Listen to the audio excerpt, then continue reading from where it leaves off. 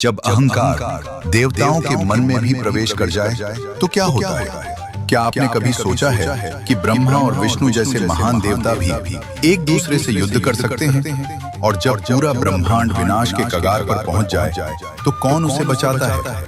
आज जानिए भगवान शिव के उस दिव्य रहस्य को जो सत्य और अहंकार के बीच का अंतर स्पष्ट करता है। एक समय सृष्टि के आरंभ में ब्रह्मा और विष्णु के बीच ये विवाद उत्पन्न हुआ कि कौन श्रेष्ठ है।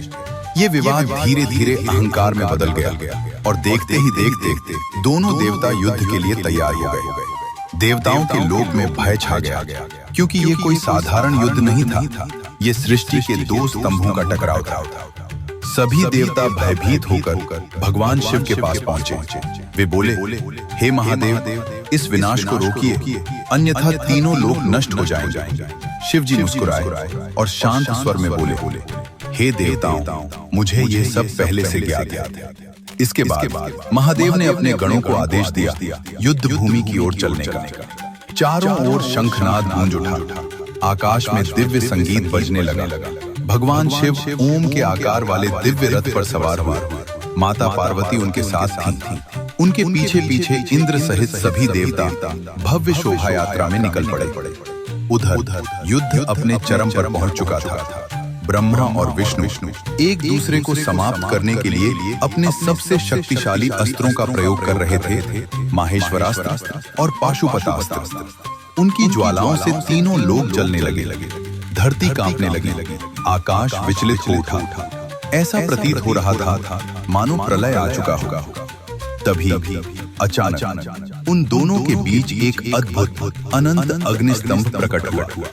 उसका तेज इतना प्रचंड था कि दोनों अस्त्र उसी क्षण शांत हो गए।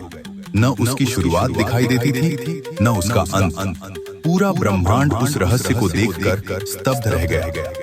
ब्रह्मा और विष्णु ने निर्णय लिया, इस अग्निस्तंभ का रहस्य जानना ही होगा।